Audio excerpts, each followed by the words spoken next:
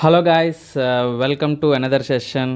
So అయితే ఇప్పటి వరకు మనం కొన్ని 4 పార్ట్స్ వరకు చేసుకున్నాం అనుకుంటా. సో అయితే ఆ పార్ట్స్ చూసిన తర్వాత ఈ పార్ట్ చూడండి. సో అలాగే ఈచ్ క్వశ్చన్ అనేది మనం డెప్త్లో చెప్పుకుంటాం. అది నేను చెప్పాల్సిన అవసరం లేదనుకోండి. సో అయితే ఇక్కడ మనం జనరల్ సైన్స్ కలిసి ఉంటుంది, పాలిటీ, హిస్టరీ అంటే మనకి రాకపోయినా సరే మ్యాక్సిమం జీకే, స్టాటిక్ జీకే ఇలాంటివన్నీ కనెక్ట్ అవుతూ ఉంటాయి. సో అన్నీ కూడా మనం రిపీట్గా చేసుకుందాం. సో ఏదైనా ముందు వీడియోస్లో ఎక్స్ప్లెయిన్ చేసి ఉంటే దాన్ని ఇక్కడ నేను స్కిప్ చేస్తాను, ఓకేనా. సో ఐ హోప్ మీరు అర్థం చేసుకుంటారు అనుకుంటున్నాను. కొన్నిటికి ఎక్స్ప్లెనేషన్ ఎక్కువ అవసరం లేకపోతే సో దాన్ని స్కిప్ చేస్తాను, ఓకేనా. సో ఇప్పుడు క్వశ్చన్ ఏమడుగుతున్నాడు ఇక్కడ, 42nd క్వశ్చన్. ఇప్పటివరకు మనం 41 క్వశ్చన్స్ని మనం సాల్వ్ చేయడం అయితే జరిగింది. సో ఇప్పుడు ఏంటంటే చూడండి, ఇవన్నీ కూడా ఇంతకుముందు వీడియోవి. సో ఇప్పుడు మనం 42nd క్వశ్చన్ మనం చూస్తున్నాం అన్నమాట. ఏంటి అడుగుతున్నాడు ఇక్కడ, మనకి క్లోరిన్ కోసం అడుగుతున్నాడు అన్నమాట, ఓకే. సో ఇక్కడ క్లోరిన్ కోసం అడుగుతున్నాడు. క్లోరిన్ పీరియాడిక్ టేబుల్లో ఎక్కడ ఉంటుందని అడుగుతున్నాడు, ఓకేనా. సో ఫస్ట్ ఆఫ్ ఆల్ ఇక్కడ నేను ఏం చెప్పాలనుకుంటున్నాను అంటే, యాక్చువల్గా ఆ పీరియాడిక్ టేబుల్లో ఎక్కడ ఉన్నది అనుకుంటే నేను చెప్పేదానికన్నా చూస్తేనే మనకి బాగా అర్థమవుతుంది, ఓకేనా.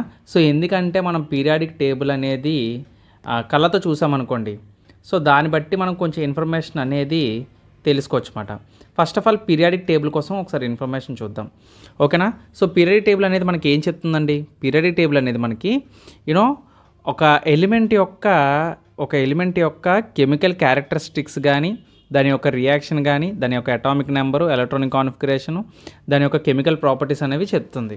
ఇప్పుడు మెడికల్ షాప్కి వెళ్ళి మందులు అడిగితే వాడు అన్ని మందుల్లోని మనం అడిగిన దానికి కరెక్ట్గా ఒక చోటుకి వెళ్ళి ఎలాగైతే తీస్తాడో, సో పీరియాడిక్ టేబుల్లో మనకి మెటల్స్, నాన్ మెటల్స్, మెటలాయిడ్స్, ఓకేనా. సో ఇక్కడ ఏంటంటే మనకి ఏమేమి ఉంటాయి, మనకి మెటల్స్ ఉంటాయి, తర్వాత మెటలాయిడ్స్ ఉంటాయి, ఓకేనా. మెటలాయిడ్స్ ఉంటాయి, తర్వాత నాన్ మెటల్స్ ఉంటాయి. ఈ నాన్ మెటల్స్ అంటే గ్యాసెస్ అవుతాయి, తర్వాత మనకి మెటల్స్ కూడా ఉంటాయి, నాన్ మెటల్స్ కూడా ఉంటాయి. సో అయితే ఇక్కడ మొత్తం ఎన్ని బ్లాక్స్ ఉంటాయంటే 4 బ్లాక్స్ ఉంటాయి. అందులోని ఫస్ట్ వన్ వచ్చేసి ఎస్ బ్లాక్, తర్వాత పీ బ్లాక్, ఓకేనా. ఈ పీ బ్లాక్ ఇక్కడ మనం నాన్ మెటల్స్ ఉంటాయి అన్నమాట, ఓకేనా. ఈ మధ్యలో వచ్చేసి డి బ్లాక్, దీన్ని ట్రాన్సిషన్ మెటల్స్ అని కూడా అంటారు. దీన్ని ఏమంటారు, డి బ్లాక్ని ట్రాన్సిషన్ మెటల్స్ అని కూడా అంటారు. ఇంకోటి వచ్చేసి ఎఫ్ బ్లాక్. ఈ ఎఫ్ బ్లాక్ ఎప్పుడు కూడా సపరేట్గా ఉంటుంది. ఇవి మనకి ల్యాంథనైడ్స్ అండ్ యాక్టినైడ్స్ అంటారు. వీటిని ఏమంటారు, ల్యాంథనైడ్స్ అండ్ యాక్టినైడ్స్ అని అంటారన్నమాట. ఇవి ఎక్కడి నుంచి అంటే 57 నుంచి, ఈ ల్యాంథనైడ్స్ అనేవి 57 నుంచి మనకి స్టార్ట్ అవుతాయి అన్నమాట, ఓకేనా. సో ఇక్కడ మీరు చూసినట్లయితే 57 నుంచి చూడండి, 58, 59, 60 ఇలా వరుసగా చూసుకుంటే 70 వరకు ఉంటాయి ల్యాంథనైడ్స్, ఓకేనా. మళ్ళీ 70 తర్వాత ఇక్కడ మీకు ట్రాన్సిషన్ ఎలిమెంట్ 71 స్టార్ట్ అయిపోతుంది. యాక్టినైడ్స్ అనేవి 89 నుంచి స్టార్ట్ అవుతాయి అన్నమాట. 89 నుంచి 102 వరకు యాక్టినైడ్స్ అయితే ఉండడం జరుగుతుంది. మరి మెటలాయిడ్స్ అంటే ఏంటంటే, ఇక్కడ మెటలాయిడ్స్ అంటే ఇక్కడ మీరు మెట్టులా చూస్తున్నారు కదా, సో దీనికి సైడ్స్ ఉండేవే మెటలాయిడ్స్ అన్నమాట, ఓకేనా.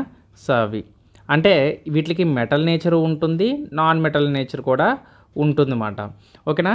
మొత్తం ఎలిమెంట్స్ అన్నీ ఎన్ని ఉంటాయంటే టోటల్గా 118 ఎలిమెంట్స్ అయితే మనకి ఇక్కడ పీరియాడిక్ టేబుల్లో ఉంటాయి. సో అవి మాట. అయితే హైడ్రోజన్ గ్యాసే, కానీ హైడ్రోజన్కి ఒక స్పెషల్ క్యారెక్టర్ ఉంటుంది, అందుకే అది ఎస్ బ్లాక్లో పెట్టడం అయితే జరిగింది. యాక్చువల్గా హైడ్రోజన్ మనకి పీ బ్లాక్లో కూడా పెట్టే అవకాశం కూడా ఉంటుందన్నమాట, ఓకేనా. దాని ఒక సపరేట్ స్టోరీ అని మనం చెప్పుకోవచ్చు. ఎందుకంటే హైడ్రోజన్ అనేది నాన్ మెటల్, కాకపోతే అది వన్ ప్లేస్లో పెట్టడానికి ఒక స్పెషల్ క్యారెక్టర్ ఉంటుంది, ఓకే. సో అయితే ఇక్కడ మనకి ఈ ఫస్ట్ గ్రూప్ ఎలిమెంట్స్ని మనం యాక్చువల్గా చెప్పాలి అంటే ఇలా స్ట్రైట్గా ఉంటే వీటిని గ్రూప్స్ అని అంటారు. ఇలా స్ట్రైట్గా ఉందనుకోండి, దీన్ని ఏమంటారు, వీటిని గ్రూప్స్ అంటారు అన్నమాట. అంటే వెర్టికల్గా ఉంటే గ్రూప్స్ అంటారు, హారిజాంటల్గా ఉంటే పీరియడ్స్ అంటారు అన్నమాట. హారిజాంటల్గా ఉంటే ఏమంటారు, పీరియడ్స్ అంటారు, ఓకేనా. సో ఇప్పుడు మనకు question, where is the chlorine placed in the periodic table అంటున్నాడు. అంటే 1 to 30 ఎలిమెంట్స్ ఖచ్చితంగా నేర్చుకోండి, సో చాలా ఇంపార్టెంట్ ఎగ్జామ్కి. సో వాడు ఏమంటున్నాడు, క్లోరిన్ అంటున్నాడు. క్లోరిన్ ఎక్కడ ప్లేస్ అయి ఉంది అంటున్నాడు. క్లోరిన్ అటామిక్ నెంబర్ ఎంత, 17. 17 ఎక్కడుందో చూడండి, ఇదిగో ఇక్కడ ఉంది క్లోరిన్, ఓకేనా. క్లోరిన్ ఎక్కడుంది, ఇది ఎక్కడుంది, 17 is the chlorine atomic number. అయితే ఇది ఎక్కడుంది చూడండి, ఇది మనకి ఎన్నో పీరియడ్లో ఉంది, మనకి ఇది 3rd పీరియడ్లో ఉంది, ఓకేనా. ఇది ఎంత, క్లోరిన్ వచ్చేసి మనకి క్లోరిన్ అటామిక్ నెంబర్ ఎంత, 17. సో ఇది ఎన్నో పీరియడ్లో ఉంది అంటే 3rd పీరియడ్లో ఉంది, ఓకేనా. ఇది ఎక్కడుంది, థర్డ్ పీరియడ్లో ఉంది. ఓకేనా. సో గ్రూప్ వచ్చేసి ఏంటి, గ్రూప్ కూడా తెలియాలి. ఎన్నో గ్రూప్ ఇది, ఇదిగో గ్రూప్ నెంబర్ ఇక్కడ ఉంది మాట. ఓకేనా, 17th గ్రూప్. ఇది వచ్చేసి ఎక్కడ ఉంది, 17th గ్రూప్ మాట. ఓకేనా. సో ఆ విధంగా మనం ఏంటంటే క్లోరిన్ యొక్క ఆన్సర్ ఏంటంటే వేర్ ఇస్ క్లోరిన్ ప్లేస్డ్ అంటే ఇన్ ద పీరియాడిక్ టేబుల్ అంటే థర్డ్ పీరియడ్ 17th గ్రూప్ అని చెప్పాలన్నమాట. Third period 17th group. లేదు సార్ మాకు ఎలా ఫైండ్ అవుట్ చేయాలో తెలియదు, ఈ టేబుల్లోని ఎలిమెంట్స్ని ఎలా చూడాలో మాకు తెలియదు అనుకుంటే సో దీనికి ఒక సింపుల్ ట్రిక్ ఉంటుంది. బట్ ఆ ట్రిక్ మాత్రం నేను ఈ వీడియోలో చెప్పను, ఇంకో వీడియోలో చెప్తాను నేను అది. సో ఓకేనా. సో అది ఈజీగా ఉంటుంది. సో దాని ద్వారా మీరు ఈజీగా ఫైండ్ అవుట్ చేయొచ్చు అన్నమాట. ఓకే. సో అయితే ఇక్కడ మీరు చూసినట్లయితే ఇంకా రిలేటెడ్ ఇన్ఫర్మేషన్ ఒకసారి మనం చూద్దాం. ఆల్మోస్ట్ నేను పీరియాడిక్ టేబుల్ కోసం మీకు మ్యాక్సిమం అన్నీ చెప్పాను.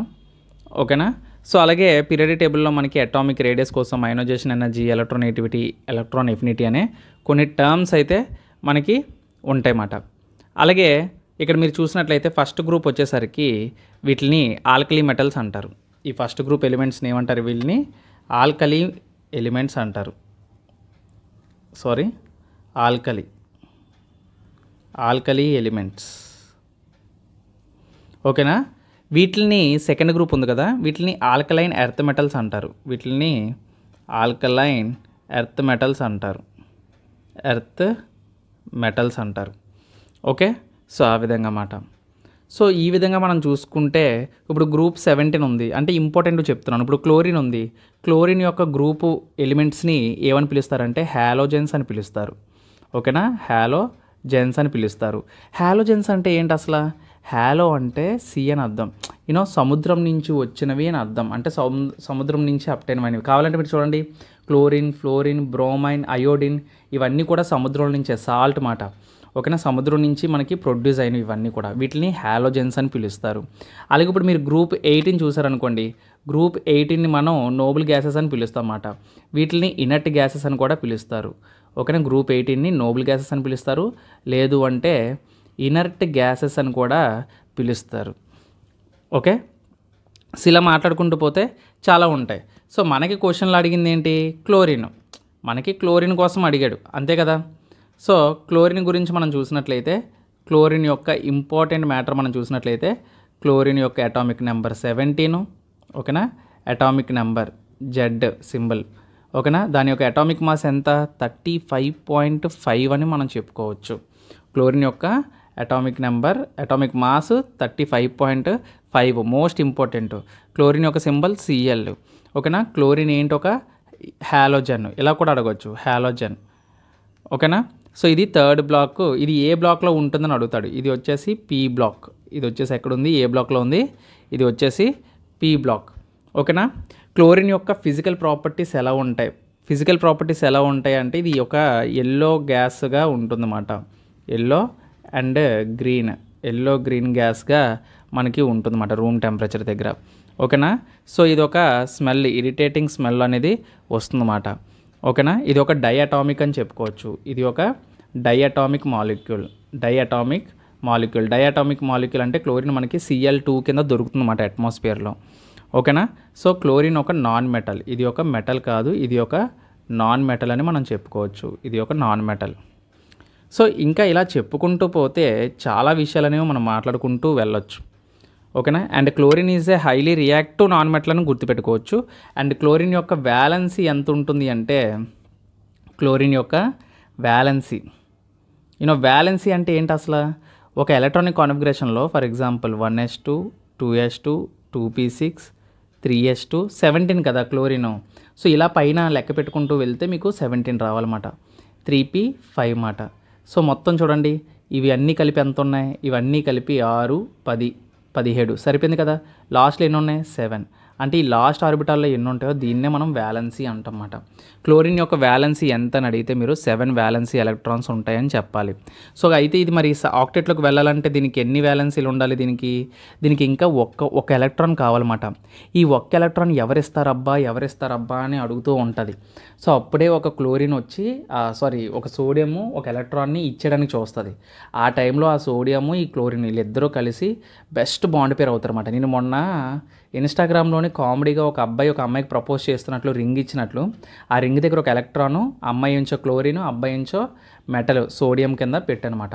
సో అది ఈ కాన్సెప్ట్ ఎవరికైతే అర్థమవుతుందో ఆ ఫోటో అయితే చాలా బాగా మీకు కనెక్ట్ అవుతుంది. ఓకేనా. సో ఆ ఎలక్ట్రాన్ని తీసుకోవడం వల్ల అది ఒక ఆక్సిడేషన్ స్టేట్ని ఫామ్ చేస్తుందన్నమాట. అందుకే క్లోరిన్ని మనం ఏమంటామంటే స్ట్రాంగ్ ఆక్సిడైజింగ్ ఏజెంట్ అని అంటాం. క్లోరిన్ని మనం ఏమంటాం? Strong oxidising agent. Strong oxidising agent. Okay, strong oxidising agent అన్నమాట. ఓకేనా.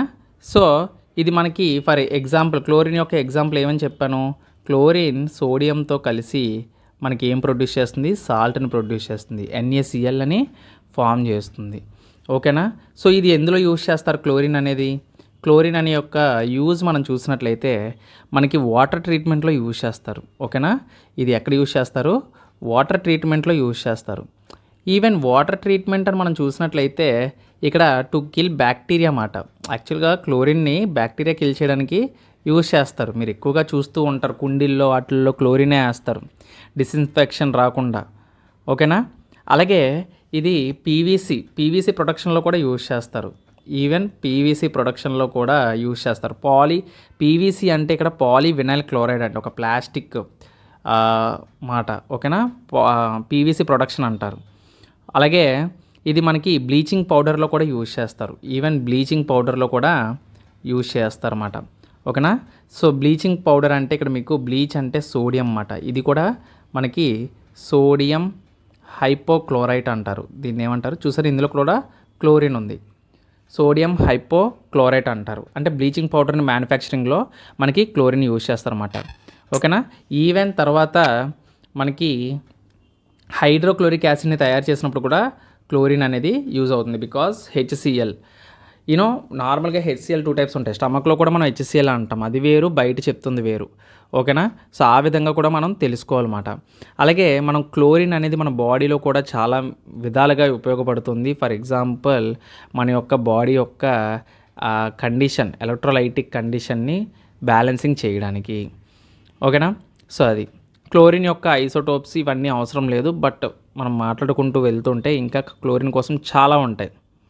క్లోరిన్ గ్యాస్ అనేది చాలా టాక్సిక్గా ఉంటుంది, మనకి రెస్పిరేటరీ ఇష్యూస్ వస్తాయి దానివల్ల. ఈవెన్ మనకి World War I టైంలో కూడా నేను లెసన్ సోషల్ చెప్పినప్పుడు క్లోరిన్ వెపన్స్ ఉంటాయి. క్లోరిన్ వెపన్స్ని World War Iలో యూజ్ చేయడం జరిగింది. ఎందుకంటే ఇది ఒక హాలోజన్, దాని నుంచే తయారు చేస్తారు, హైలీ రియాక్టివ్ అని చెప్పాను కదా. సో అది ఈ విధంగా క్లోరిన్ కోసం నేను చెప్తున్నాను, అంటే మాట్లాడుకున్నాం. ఇలా ఒక్కొక్క ఎలిమెంట్ కానీ చెప్పాను అనుకోండి, ఈ ఒక్క క్వశ్చన్ దగ్గర ఆగిపోతాం మనం. ఒక్క క్వశ్చన్లోనే మనం ఎన్ని పాయింట్లు చెప్పుకున్నాం? పీరియాడిక్ టేబుల్ కోసం చెప్పుకున్నాం, ఎలిమెంట్స్ గురించి చెప్పుకున్నాం. సో ఒక క్లోరిన్కి సంబంధించిన కంప్లీట్ ఇన్ఫర్మేషన్ అయితే నేను ఇవ్వడం అయితే జరిగిందన్నమాట. ఓకే. సో నెక్స్ట్ క్వశ్చన్ చూద్దాం. సో నెక్స్ట్ క్వశ్చన్ మనం చూసినట్లయితే వాట్ ఈజ్ హెవీ వాటర్ అని అడుగుతున్నాడు. అంటే హెవీ వాటర్ అంటే ఏంటి అని అడుగుతున్నాడు. సో చాలా ఇంపార్టెంట్ అండి మనకి హెవీ వాటర్ కోసం. అంటే మోస్ట్ ఆఫ్ ద టైం మనకి మోస్ట్ ఇంపార్టెంట్ బిట్ అనే మనం మాట్లాడుకోవచ్చు. హెవీ వాటర్ అంటే ఏం లేదండి, ఇది మనకి ఒక హైడ్రోజన్. హెవీ వాటర్ అంటే హైడ్రోజన్కి సంబంధించిన టాపిక్ మాట. ఏంటి హెవీ వాటర్? యాక్చువల్గా మన అందరికీ తెలుసు వాటర్ అంటే H2O. మనకు అందరికీ తెలుసు వాటర్ అంటే ఏంటి? H2O అంటే నార్మల్గా మన నేమ్ ఏం చెప్తాం? 2 హైడ్రోజన్లు 1 ఆక్సిజన్ ఉంటుంది. 2 హైడ్రోజన్లు ఉంటే డై అని, 1 ఉంటే మోనో అని, 3 ఉంటే ట్రై అని, 4 ఉంటే టెట్రా అని అంటాం. అంటే ఇప్పుడు వాటర్ని యాక్చువల్గా నేమ్ ఏమని చదవాలి మనం? డైహైడ్రోజన్ ఆక్సైడ్ అంటాం. యాక్చువల్గా అందరూ వాటర్ H2O అంటారు, కానీ వాటర్ అంటే H2O అంటే ఏంటి? డైహైడ్రోజన్ ఆక్సైడ్ అని మనం చదవాలి. సో యాక్చువల్గా ఇక్కడ హెవీ వాటర్ అనేది కూడా ఒక వాటరే. It is also a form of water. కానీ వాటర్ లాంటిది కాదు. వాటరే కానీ వాటర్ లాంటిది కాదు. ఎందుకు వాటర్ లాంటిది కాదు? బికాస్ ఈ వాటర్లో, ఈ స్పెషాలిటీ ఆఫ్ వాటర్లో ఏముంటుంది అంటే హైడ్రోజన్ యొక్క ఐసోటోప్స్ ఉంటాయి. సో హైడ్రోజన్ యాటమ్స్ అనేవి మనకి దేంతో ఉంటాయి అంటే ఇక్కడ మనకి ఐసోటోప్స్ ఆఫ్ హైడ్రోజన్స్ ఉంటాయి. ఈ వాటర్లో మనకి ఏముంటాయి? ఐసోటోప్స్. ఏంటి సార్ ఐసోటోప్స్ అంటే మనకి న్యూట్రాన్స్ ఉంటుంది అన్నమాట. ఒక ప్రోటాను, ఒక న్యూట్రాను. సో ఇలాగా ప్రెజెంట్ అయి ఉంటుందన్నమాట దాని యొక్క న్యూక్లియస్లో. ఐసోటోప్స్ ఆఫ్ హైడ్రోజన్ అంటాం వాటిని. ఐసోటోప్స్ ఆఫ్ హైడ్రోజన్ అంటాం. ఓకేనా. సో మీరు చదువుతూ ఉంటారు కదా, ఐసోటోప్స్, ఐసోబార్స్, మాస్ ఈక్వల్గా ఉన్నదనుకోండి. ఇప్పుడు కొన్నిటికి ఏంటంటే మాస్ ఈక్వల్గా ఉంటుంది, అటామిక్ నెంబరు డిఫరెంట్గా ఉంటుంది. అలా ఉంటే ఐసోబార్ అంటాం. అదే మాస్ సేమ్ ఉండి మాస్ డిఫరెంట్ ఉండి మనకి అటామిక్ నెంబర్ సేమ్ ఉందనుకోండి, దాన్ని ఇప్పుడు ఫర్ ఎగ్జాంపుల్ హైడ్రోజన్ ఉందా, హైడ్రోజన్ అటామిక్ నెంబర్ ఎంత 1. సో ఆ హైడ్రోజన్ యొక్క ఐసోటోప్స్ ఎలా ఉంటాయంటే H11, H12, H13 ఇలా ఉంటాయన్నమాట. అటామిక్ నెంబర్ సేమ్ ఉంటుంది, బట్ మాస్ నెంబరు డిఫరెంట్గా ఉంటుంది. ఈ పైన ఉన్నవి మాస్ నెంబర్స్ ఇవి, ఓకేనా. ఈ కిందనున్నవి అటామిక్ నెంబర్స్ అన్నమాట. ఓకే. సో ఐసోటోప్స్ ఆఫ్ హైడ్రోజన్లో మనకి ఏంటంటే ఇక్కడ మనకి ఒక ప్రోటాను, ఒక న్యూట్రాను మనకి కలిసి ఉంటుందన్నమాట. సో ఇలాగా. సో దీన్నే మనం ఏమంటామంటే డ్యూటోరియం అంటాం. దీన్నే మనం ఏమంటాం, డ్యూటోరియం అంటాం. డ్యూటోరియం అంటే దీన్ని డీతో సూచిస్తారన్నమాట. సో అందుకే ఇక్కడ మనం ఇక్కడ హెవీ వాటర్ని ఐసోటోప్స్ ఆఫ్ హైడ్రోజన్ అని చెప్పాను కదా. ఈ డ్యూటోరియం అనేది ఎందులో యూజ్ చేస్తారంటే హెవీ వాటర్లో యూజ్ చేస్తారన్నమాట. దీని యొక్క కెమికల్ ఫార్ములా వచ్చేసి D2O. మనం H2O ఎలాగైతే చదువుతామో దీన్ని అలా చదువుతాం అన్నమాట. D2O హెవీ వాటర్ యొక్క కెమికల్ ఫార్ములా ఏంటి, D2O. D2O అంటే డిటోరియం ఆక్సైడ్. D2O అంటే ఏంటి, డిటోరియం ఆక్సైడ్. యాక్చువల్గా ఈ హెవీ వాటర్ యొక్క మాలిక్యులర్ వెయిట్ మనం చూసినట్లయితే వాటర్ కన్నా చాలా హెవీ వెయిట్ ఉంటుంది అన్నమాట. ఇది 20 g/mol ఉంటుంది. దీని యొక్క మాలిక్యులర్ వెయిట్ ఎంత ఉంటుంది, 20 g/mol. యాక్చువల్గా నార్మల్ వాటర్ చూసుకుంటే మనకి 18 ఉంటుంది. కాకపోతే దీని యొక్క డెన్సిటీ కూడా 10.6% denser than normal water. So normal water కన్నా ఇది డెన్సర్ మీడియం ఎంత ఉంటుందంటే 10.6% ఎక్కువ ఉంటుంది. అలాగే దీని యొక్క బాయిలింగ్ పాయింట్ కూడా, నార్మల్గా వాటర్ బాయిలింగ్ పాయింట్ ఎంత అని చెప్తాం, 100 అని చెప్తాం. కానీ దీని బాయిలింగ్ పాయింట్ మనం చూసినట్లయితే 101 degrees Celsius ఉంటుంది, ఓకేనా. అంటే స్లైట్లీ హయ్యర్ దెన్ వాటర్ అని మనం చెప్పుకోవచ్చు. అలాగే ఫ్రీజింగ్ పాయింట్ మనం చూసుకున్నట్లయితే 3.8 degrees Celsius ఉంటుంది, యూనో. అంటే ఇది కూడా నార్మల్ వాటర్ కన్నా హైయర్ అని మనం చెప్పుకోవచ్చు. మరి ఇది ఎక్కడ యూజ్ చేస్తారు, ఇది యూజ్ చేస్తారు కదా, ఇది ఎక్కడ యూజ్ చేస్తారు, యూజెస్ ఖచ్చితంగా తెలియాలి. It is used as a moderators, ఓకేనా. It is used as a moderators in nuclear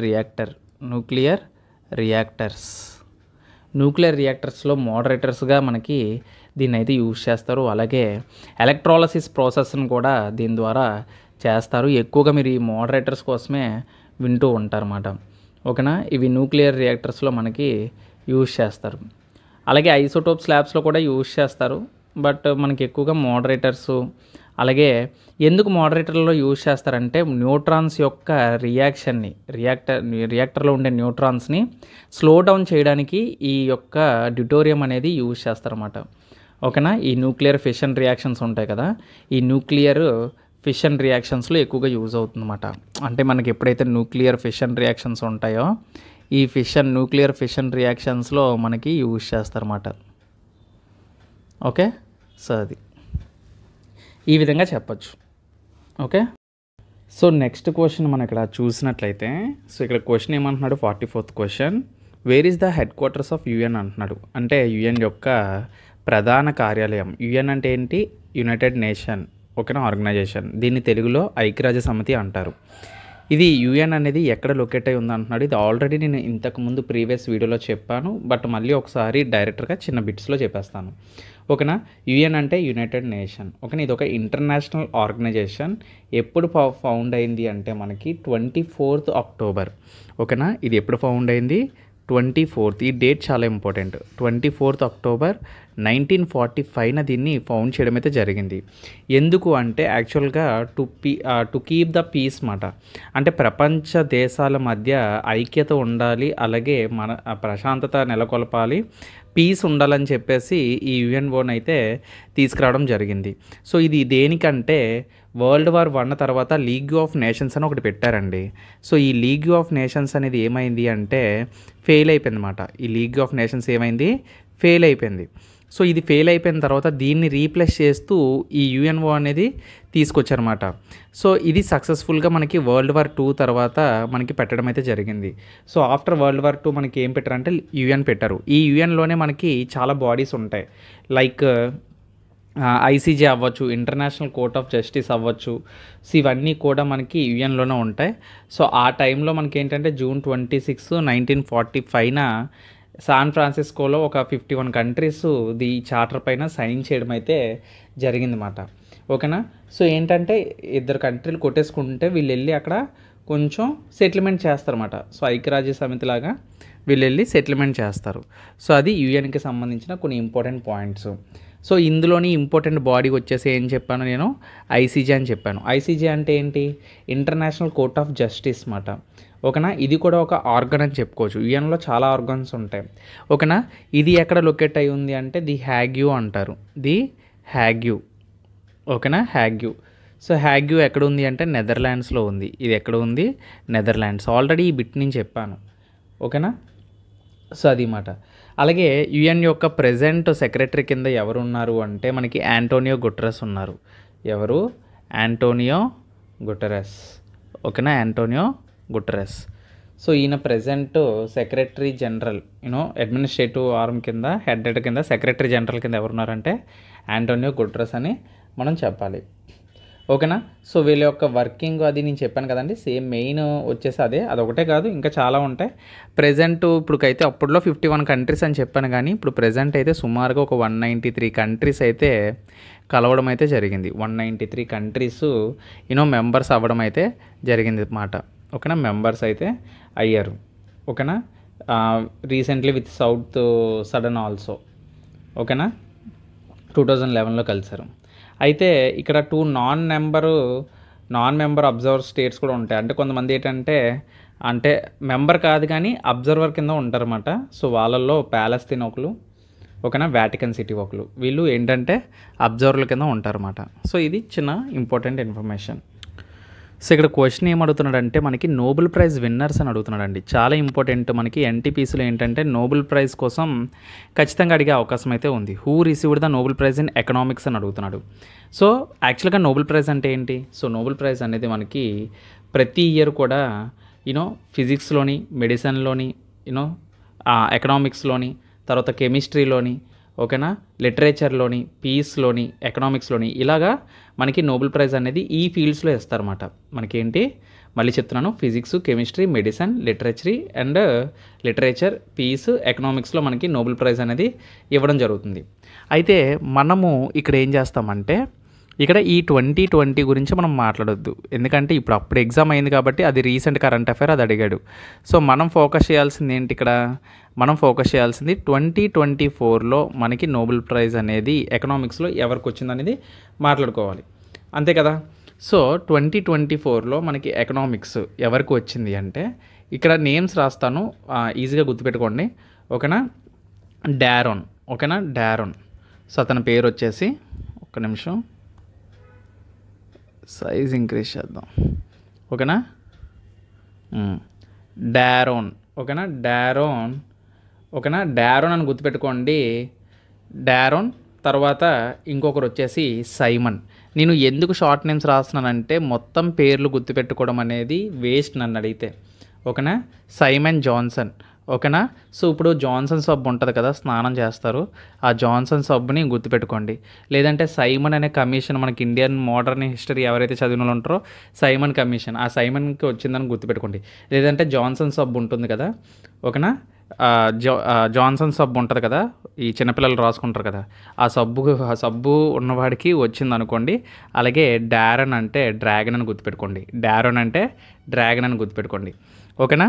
so తర్వాత ఇంకొకటి వచ్చేసి ఏంటంటే జేమ్స్ బాండ్. ఓకేనా, జేమ్స్ బాండు. ఓకేనా, జేమ్స్ బాండు, కాకపోతే సింపుల్గా జేమ్స్ రాబిన్సన్. ఇతని పేరేంటి, జేమ్స్ రాబిన్సన్. ఓకేనా. సో వీళ్ళ ముగ్గురికి అయితే ఎకనామిక్స్లో వీళ్ళకి ఎక్కడ వచ్చింది, ఎకనామిక్స్లో వచ్చింది. ఎందులో వచ్చింది, ఎకనామిక్స్లో అయితే రావడం జరిగింది. సో వీళ్ళ యొక్క ఫీల్డ్ ఏంటంటే యాక్చువల్గా వీళ్ళు ఏం చేశారంటే వీళ్ళు how institutions are formed and effect prosperity అనే ఒక టాపిక్ మీద వీళ్ళు రీసెర్చ్ చేయడం అయితే జరిగిందన్నమాట. ఓకేనా, హౌ ఇన్స్టిట్యూషన్స్ ఏంటది, how institutions are formed. Institutions అనేవి ఎలా ఫామ్ అయ్యాయి, ఓకేనా, and and effect prosperity. So దీని మీద వర్క్ చేశారన్నమాట. సో అయితే వీళ్ళ ముగ్గురివి మనం గుర్తుపెట్టుకోవాలి. ఎకనామిక్స్ పరంగా వీళ్ళకి వచ్చిందన్నమాట, Daron, Simon Johnson and James Robinson. So తర్వాత ఇంకేం చెప్పాను నేను, ఫిజిక్స్ కెమిస్ట్రీ అని చెప్పాను కదా. సో యాక్చువల్గా మనం ఫిజిక్స్ కోసం మాట్లాడితే సో ఇది కూడా మనకి జాన్ అని స్టార్ట్ అవుతుంది. సో జాన్సన్ వేరు, జాన్ వేరు, ఓకేనా. సో ఫిజిక్స్లో ఎవరికి వచ్చిందంటే జాన్కి వచ్చింది, ఓకేనా. జాన్ జే హోప్ఫీల్డ్, ఓకేనా. హాకీ ఫీల్డ్ లాగా హోప్ఫీల్డ్. సో అంతే, నేమ్స్ ఈ విధంగా షార్ట్కట్లో గుర్తుపెట్టుకోండి. నెక్స్ట్ జియోఫ్రీ, ఓకేనా. చూడండి, జియోఫ్రీ మాట ఇతని పేరు, జియోఫ్రీ అంటే జిరాఫీ లాగా జియోఫ్రీ, ఓకేనా. హింటాన్ ఇతను ఫుల్ నేమ్ వచ్చేసి హింటాన్. సో వీళ్ళిద్దరికీ మాట వచ్చింది. సో వీళ్ళిద్దరికి ఎందులో వచ్చింది అంటే ఫిజిక్స్లో వచ్చింది. యాక్చువల్గా ఫిజిక్స్లో వచ్చింది. దేని మీద వర్క్ చేశారంటే మనకి ఆర్టిఫిషియల్ వర్క్ మీద వీళ్ళు చేశారంట. ఆర్టిఫిషియల్ న్యూరల్ నెట్వర్క్స్, దీని మీద వీళ్ళు వర్క్ చేశారు, ఓకే. నెక్స్ట్ కెమిస్ట్రీ మనం చూసినట్లయితే డేవిడ్, ఓకేనా. డేవిడ్ వార్నర్ లాగా డేవిడ్ బేకర్. సో అలా డేవిడ్ బేకర్కి తర్వాత డెమిస్, ఇంకొక వ్యక్తి ఎవరు, డెమిస్ హసాబిస్ అనే ఒక వ్యక్తికి, తర్వాత జాన్ ద జంపర్, ఓకేనా. John Jumper. ఈసారి పేర్లు కొంచెం పర్వాలేదు, గుర్తుపెట్టుకోవచ్చు, కొన్ని 2-3 సార్లు చూస్తే వచ్చేస్తాయి. సో వీళ్ళకి కెమిస్ట్రీలో వచ్చిందన్నమాట. వీళ్ళకి కెమిస్ట్రీలో 2024 నోబెల్ ప్రైజ్ అయితే రావడం జరిగింది. దేనికి వచ్చిందంటే ప్రోటీన్ యొక్క, వీళ్ళు దేని మీద అంటే డిజైనింగ్ చేశారన్నమాట, ప్రోటీన్ డిజైన్ చేశారన్నమాట. వీళ్ళు ఏం చేశారు, ఒక ప్రోటీన్ని డిజైన్ చేశారన్నమాట, ఓకేనా. దేనికంటే ఈ ప్రోటీన్ డిజైన్ అనేది ఒక ఫర్ ప్రోటీన్ స్ట్రక్చర్ యొక్క ప్రొడక్షన్ చేస్తుందన్నమాట, సో దీనికి కెమిస్ట్రీలోని వాళ్ళకి వచ్చిందన్నమాట. సో నెక్స్ట్ ఇంకా మనం మాట్లాడుకున్నట్లయితే ఇంకా మెడిసిన్ ఉంది కదా. సో మెడిసిన్లో ఎవరికి వచ్చింది అంటే మనకి విక్టర్ యాంబ్రోస్కి తర్వాత గ్యారీకి వచ్చింది, ఓకేనా. గ్యారీ రుక్వన్, ఓకేనా, రూకున్. సో వీళ్ళిద్దరికీ మెడిసిన్లో వచ్చింది. చాలా ఇంపార్టెంట్. సో వీళ్ళు వర్క్ చేసింది ఏంటంటే డిస్కవరీ ఆఫ్ మైక్రో ఆర్ఎన్ఏ, దాన్ని ఏమంటారంటే మైక్రో ఆర్ఎన్ఏ అంటారు. డిస్కవరీ చేశారన్నమాట మైక్రో ఆర్ఎన్ఏని, ఓకేనా. అంటే జీన్స్ మీద వీళ్ళు వర్క్ చేశారు, జీన్ యొక్క రెగ్యులేషన్ మీద వర్క్ చేశారు. నెక్స్ట్ లిటరేచర్ ఉంది కదా మరి ఇంకా. సో లిటరేచర్ ఉంది. సో లిటరేచర్ మీద ఎవరు అంటే సో తీసుకుందాం. సో లిటరేచర్ కనిపిస్తుందా ఇది? సో కనిపించట్లేదు అనుకుంటా, వేరే తీసుకుందాం. సో లిటరేచర్ సో ఫాస్ట్గా చెప్పే బదులు ఇలా స్లోగా చెప్తున్నాను ఏమనుకోవద్దు. సో మనకు అర్థం కావాలి కదా. హ్యాన్ క్యాంగ్ ఒకటే పర్సన్, హ్యాన్ క్యాంగ్ లిటరేచర్లో వచ్చిందన్నమాట, ఓకేనా. సో అది ఇవి పోయిటిక్కి సంబంధించిన విషయాలు అన్నమాట. అంటే హిస్టారికల్ అండ్ మనకి హ్యూమన్ లైఫ్ కోసం సంబంధించిన కొన్ని లిటరేచర్లు అయితే ఇవి రాయడం అయితే జరిగిందన్నమాట, ఓకేనా. తర్వాత పీస్, లాస్ట్ అండ్ ఫైనల్ ఏంటి, పీస్ మాట. చూడండి నోబెల్ ప్రైజ్ వీటికి మాత్రమే ఇస్తారు, వీటికి పడితే వాటికి ఇవ్వరు, ఓకేనా. పీస్ వచ్చేసి ఎవరికి అంటే నిహాన్, ఓకేనా. నిహాన్ హిడన్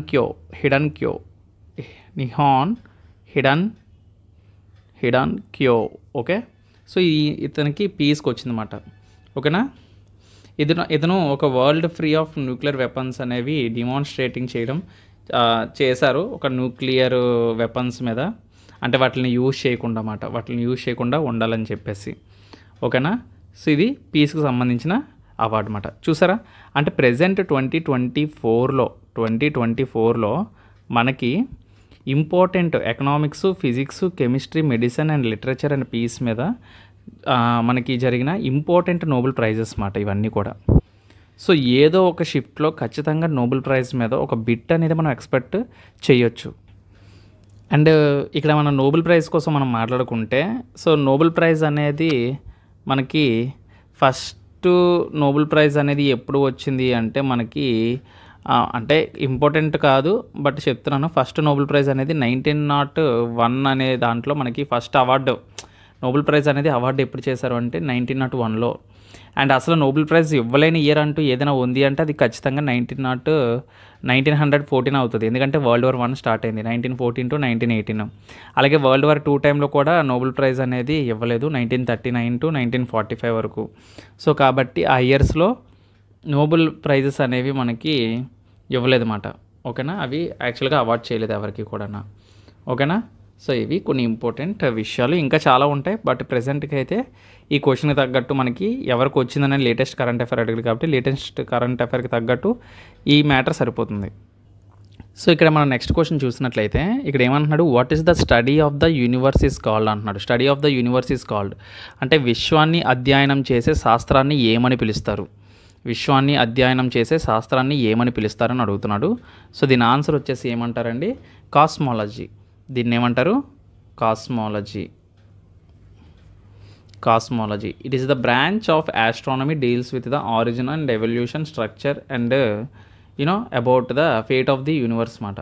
యూనివర్స్ సంబంధించిన మొత్తం ఇన్ఫర్మేషన్ అంతా చదువుతారన్నమాట. దీన్నే మనం కాస్మాలజీ అంటాం. యూనివర్స్ అంటే ఏంటండి? యూనివర్స్ అని గుర్తురాగానే నాకు గుర్తొచ్చేది బిగ్ బ్యాంగ్ థియరీ. యూనివర్స్ అనేది 13.8 బిలియన్ ఇయర్స్ ఎగో మనకి యాక్చువల్గా 13.8 బిలియన్ ఇయర్స్ ఎగో మొదలైందని అంటారు. ఓకేనా, సో మన యూనివర్స్ అనేది యాక్చువల్గా దీని యొక్క చరిత్ర మనం చూసుకుంటే అంటే ఇది ఒక హైపోథెటికల్, అంటే బిగ్ బ్యాంగ్ అనేది ఒక పెద్ద ఎక్స్ప్లోషన్ జరిగింది, సో అందులో నుంచి అన్నీ క్రియేట్ అయ్యాయని చెప్తూ ఉంటారన్నమాట. అలాగే సో మనకి ఇందులో చాలా అసలు ఈ ఎక్స్పాన్షన్ ఆఫ్ ది యూనివర్స్ అనేది చెప్పింది ఎవరు అంటే ఎడ్విన్ హంబుల్ మాట. ఎడ్విన్ హంబుల్ 1929లో మనకి ఎక్స్పాన్షన్ ఆఫ్ యూనివర్స్ కోసం ఎక్స్ప్లెయిన్ చేస్తారు. దీన్ని హంబుల్ కాన్స్టెంట్ అని కూడా అంటారు. ఓకేనా, సోలార్ సిస్టంలో మనం చూసుకున్నట్లయితే మన మిల్కీ వేలో సోలార్ సిస్టమ్ చూసుకున్నట్లయితే sun centre of the universe, అదే సెంటర్ ఆఫ్ ది మనకి సోలార్ సిస్టమ్ ఉంటారు. అలాగే 8 ప్లానెట్స్, మనకి ఒక ప్లానెట్ తీసడం జరిగింది డార్క్ ప్లానెట్ లైక్ ప్లూటో. అలాగే మూన్స్ ఉంటాయి, ఆస్ట్రాయిడ్స్ ఉంటాయి, కమెట్స్ ఉంటాయి. ఓకేనా, సో తర్వాత సర్ స్టీఫెన్ హాకింగ్స్ వచ్చేసి బ్లాక్ హోల్ని కనిపెట్టడం అయితే జరిగిందన్నమాట. సో ఇలా చాలా ఉంటాయి యూనివర్స్ కోసం. ఏది ఇంపార్టెంట్, దేనికోసం చెప్పాలని మనకి ఇక్కడ పెద్ద ఇన్ఫర్మేషన్ అయితే లేదు. ఒకవేళ మనం ఇంపార్టెంట్గా మాట్లాడాలి అనుకుంటే సోలార్ సిస్టమ్ కోసం మాట్లాడుకోవాలి. ఎందుకంటే సోలార్ సిస్టమ్ అనేది మనకి మెయిన్ ఇంపార్టెంట్ అన్నమాట. మనం మెయిన్గా ఫోకస్ చేయాల్సింది సోలార్ సిస్టమ్ పైన. యాక్చువల్గా సోలార్ సిస్టమ్ అనేది మనకి మనం యూనివర్స్ కోసం 13.8 బిలియన్స్ అనుకుంటే సోలార్ సిస్టమ్ వచ్చేసి మనం 4.6 బిలియన్ ఇయర్స్ ఎగో అని చెప్తాం. దీన్ని 4.6 బిలియన్ ఇయర్స్ ఎగో అని మనం చెప్తాం. ఓకే, సో అయితే సన్ ఇక్కడ మనం సోలార్ సిస్టంలో ఎవరి కోసం ముఖ్యంగా మాట్లాడతాం? సన్ కోసం మాట్లాడతాం. Sun is a star, he's a star అని మనం చెప్పుకోవచ్చు. ఇతను ఒక స్టార్. అండ్ అలాగే సన్ గురించి మనం మాట్లాడుకుంటే ఈయన యాక్చువల్గా సోలార్ నెబులా అంటారు. అంటే ఒక cloud of gas and dust నుంచి పుట్టింది అంటారు. అలాగే sun is the centre of the solar system అని తెలుసు. 99.86% టోటల్ మాస్ సన్నే అని చెప్పుకుంటాం. అలాగే సో సన్ చుట్టూ మనకి ప్లానెట్స్ తిరుగుతూ ఉంటాయి.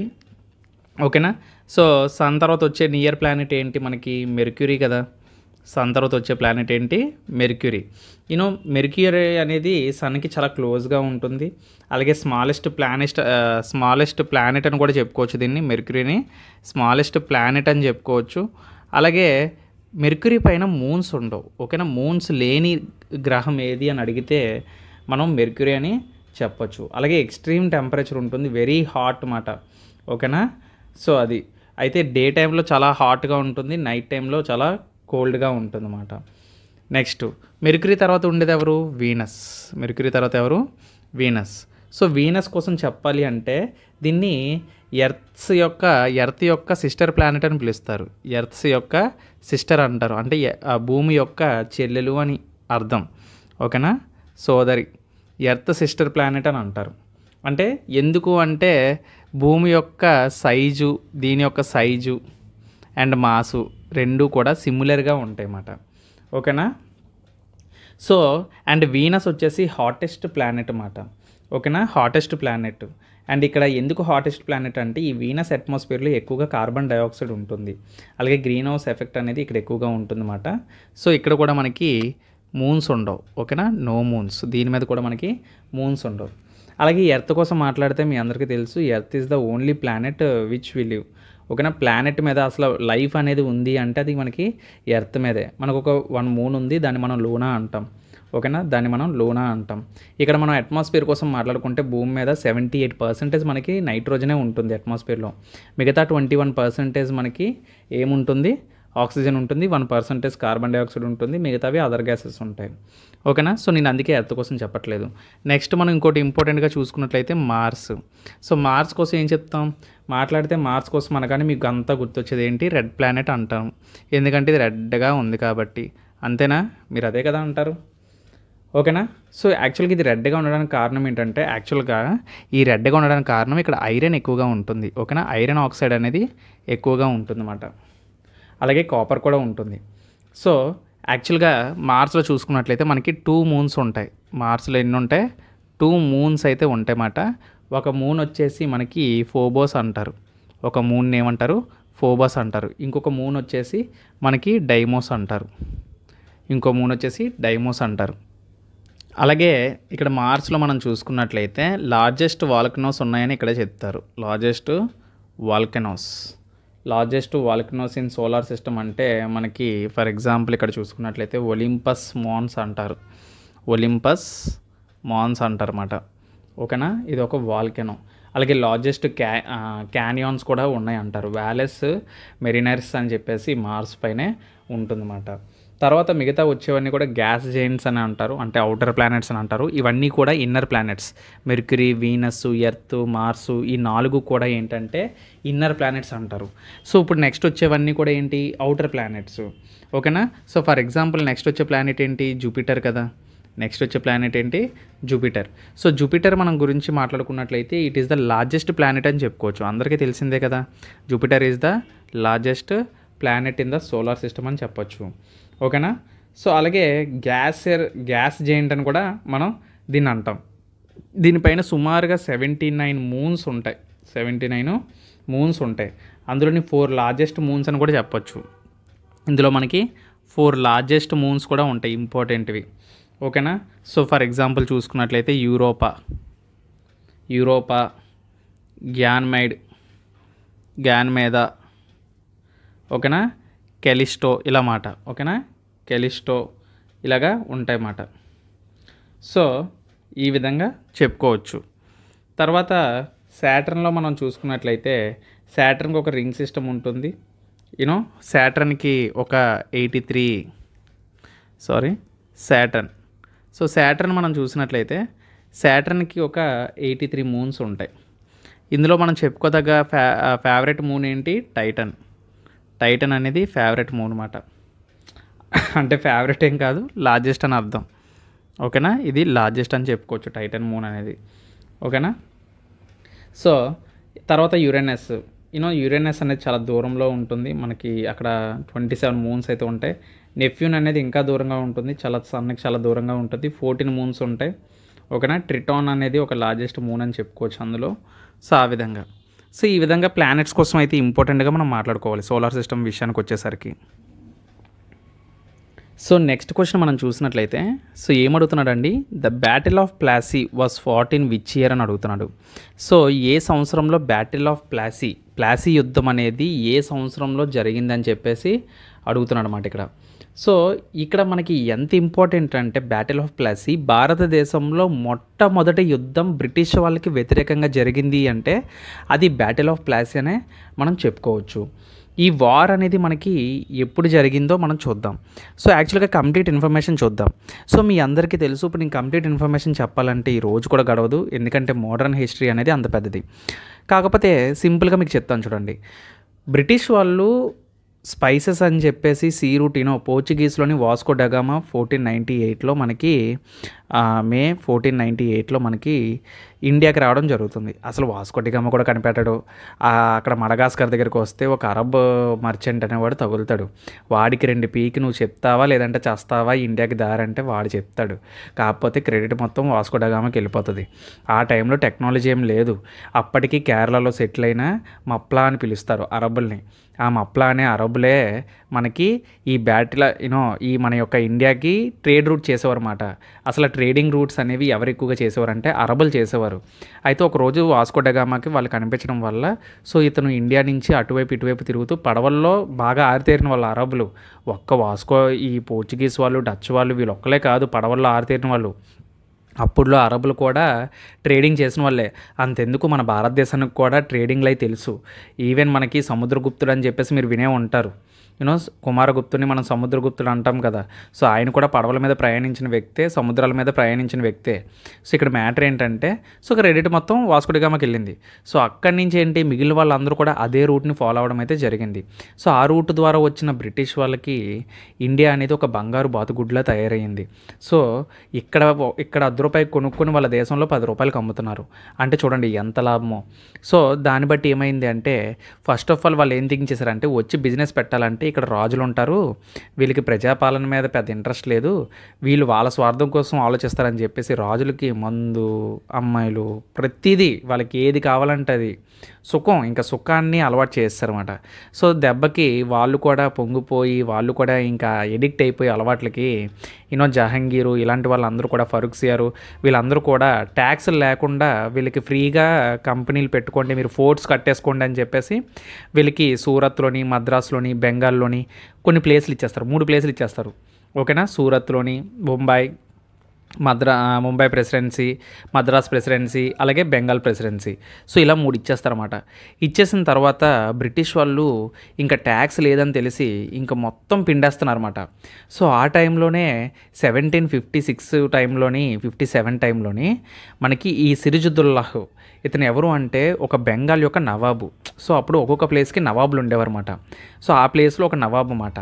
అయితే ఇతను గమనిస్తాడు బ్రిటిష్ వాళ్ళని, ఏంటి వీళ్ళు ట్యాక్స్ కట్టట్లేదు, మన దేశం నుంచి చాలా స్పైసెస్ అనేవి, చాలా గూడ్స్ అనేవి వీళ్ళు దేశానికి పట్టుకెళ్ళిపోతున్నారు తప్ప మనకు వచ్చిన లాభం ఏంటి వీళ్ళ ద్వారా నుంచి. సో చాలా తక్కువ రేటుకి కొనుక్కుంటున్నారు, నాకు తెలిసి వీళ్ళు ఎక్కువ రేటుకి అమ్ముకొని లాభం పొందుతున్నారు, వీళ్ళ దగ్గర ఎలాగైనా ట్యాక్స్ వసూలు చేయాలి అని చెప్పి వాళ్ళని ట్యాక్స్ అడుగుతాడు. బ్రిటిష్ వాళ్ళు వెళ్ళు నువ్వెవరు, నువ్వు బెంగాల్కి నవాబు అయితే మాకేమి, మాకు ట్యాక్స్ కట్టకూడదని చెప్పేసి మాకు ఆర్డర్స్ వచ్చాయి, మేము పర్మిషన్ మీద తీసుకొని చేస్తున్నామంటే సిరాజుద్దౌలా దానికి ఒప్పుకోడు. అలాగైతే మీరు బెంగాల్ నుంచి వెళ్ళిపోండి, బెంగాల్లోని మీరు ఎటువంటి ట్రేడింగ్ చేయడానికి వీల్లేదని చెప్పేసి అంటాడనమాట. సో అయినా సరే బ్రిటిష్ వాళ్ళు దాన్ని పట్టించుకోరా, ఈడేం చేస్తాడులే అనుకుంటారు. అప్పుడు ఈ బెంగాల్ యొక్క నవాబ్ ఆఫ్ బెంగాల్ అని చెప్పాను కదా, ఈ సిరాజుద్దౌలా ఏం చేస్తాడంటే మొత్తం ఈ కలకత్తా, ఇప్పుడు ఇది అంతా ఎక్కడ జరుగుతుందంటే ఈ బ్యాటిల్ ఆఫ్ ప్లాసీ అనేది ఎక్కడ జరుగుతుంది అంటే మనకి కలకత్తాలో జరుగుతుంది. ఎక్కడ జరుగుతుంది? కలకత్తాలో జరుగుతుందన్నమాట. ఈ కలకత్తాలో ఒక ఫోర్ట్ ఉంటుందన్నమాట, ఒక కోట ఉంటుంది. ఓకేనా, ఒక పెద్ద కోట ఉంటుందన్నమాట. సో ఆ కోట మనకి ఏంటంటే విలియం ఫోర్ట్ అంటారు.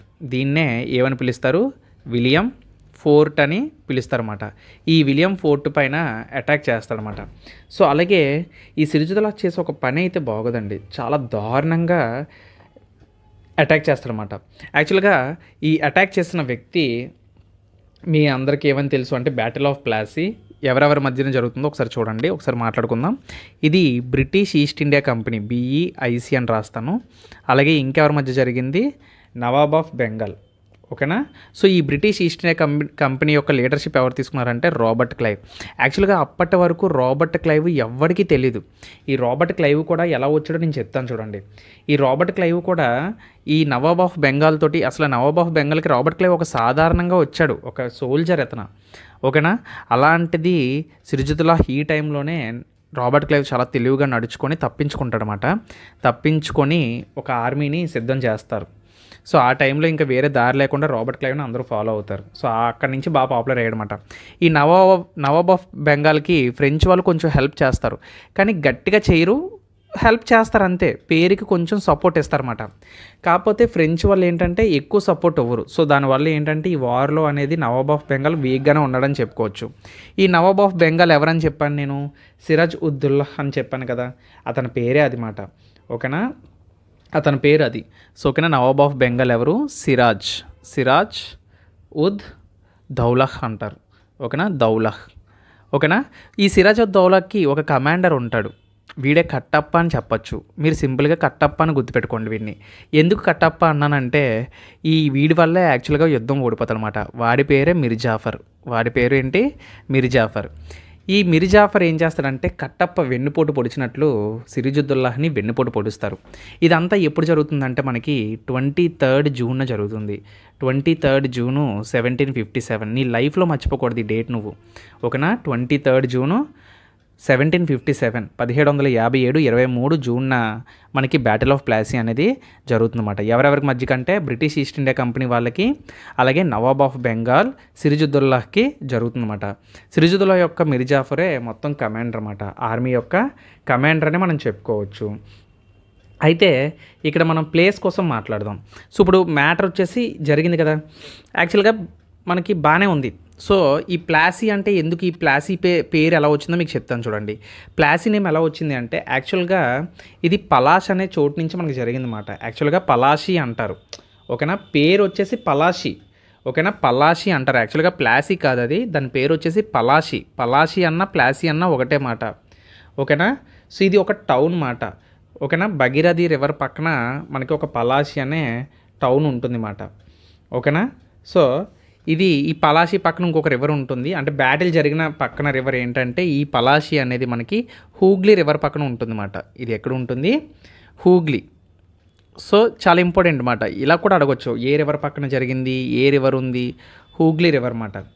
ఓకేనా, ఓకేనా, హూగ్లీ రివర్ ఎక్కడ అంటే కలకత్తా. ఎక్కడ? కలకత్తా.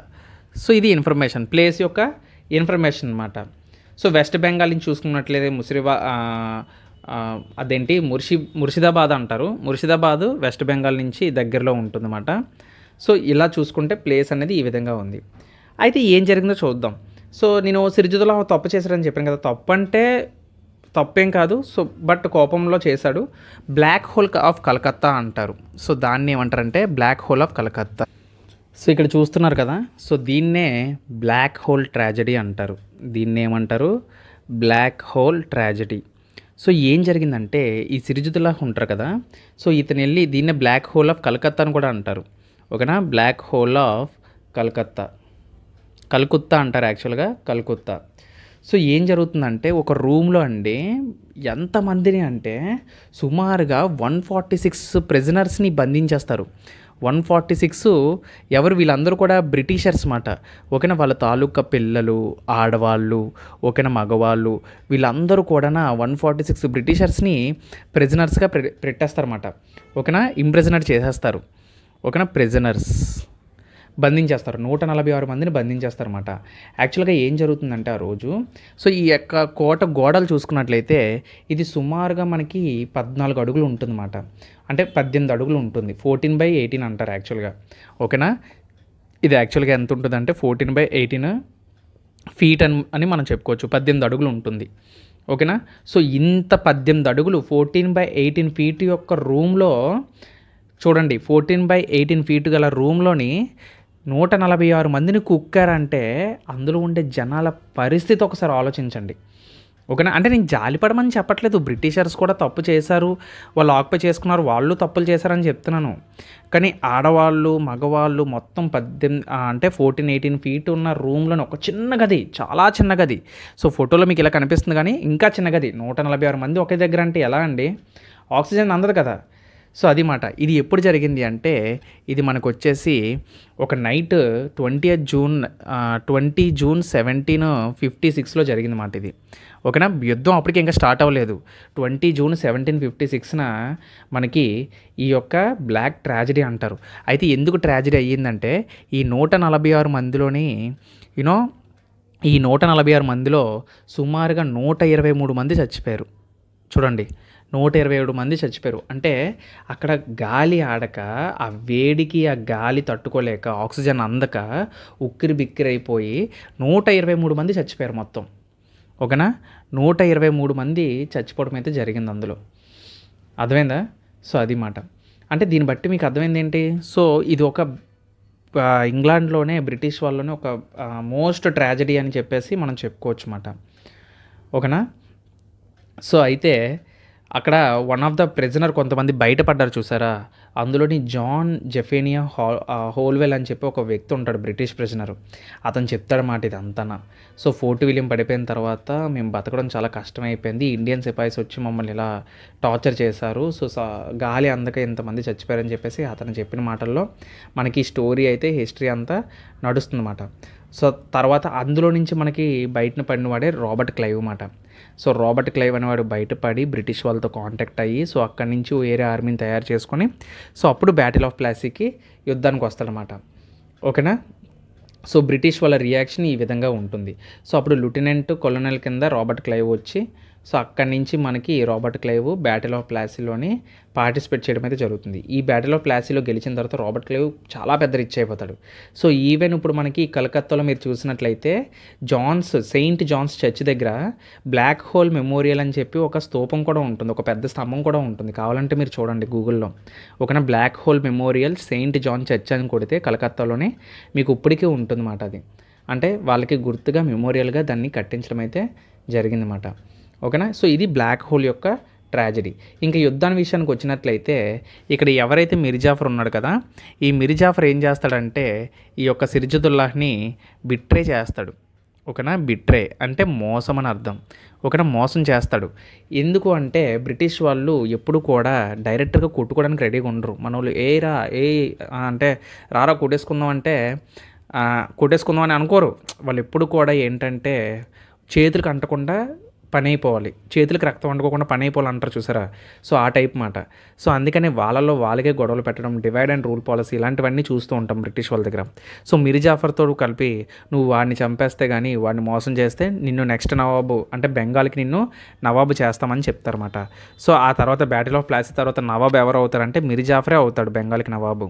సో ఈ విధంగా స్టోరీ నడుస్తుందన్నమాట. చూసారా ఎంత బాగుంటాయి అంటే హిస్టరీ క్లాసెస్ మనం వింటూ ఉంటుంటే మనకి ఇంకా ఇంకా ఇంట్రెస్ట్ పెరుగుతూ ఉంటుంది. ఓకేనా? సో ఈ విధంగా బ్యాటిల్ ఆఫ్ ప్లాసీలోని సిర్జుదుల్లాహ్ ఓడిపోతాడు. ఓకేనా? సిర్జుదుల్లాహ్ ఓడిపోతాడు. సో బ్రిటిష్ వాళ్ళు గెలుస్తారన్నమాట. వీళ్ళు గెలుస్తారు, నవాబ్ ఆఫ్ బెంగాల్ ఓడిపోతాడు. ఓకేనా? సో ఓడిపోతాడు, వాడిని చంపేస్తారన్నమాట. సో చంపేసిన తర్వాత మిర్జాఫర్ని నవాబు కింద పెడతారు. సో ఇక్కడ మీరు చూసినట్లయితే ఈస్ట్ ఇండియా కంపెనీ బెంగాల్ నుంచి 50,000 మంది సోల్జర్స్ వెళ్తారు.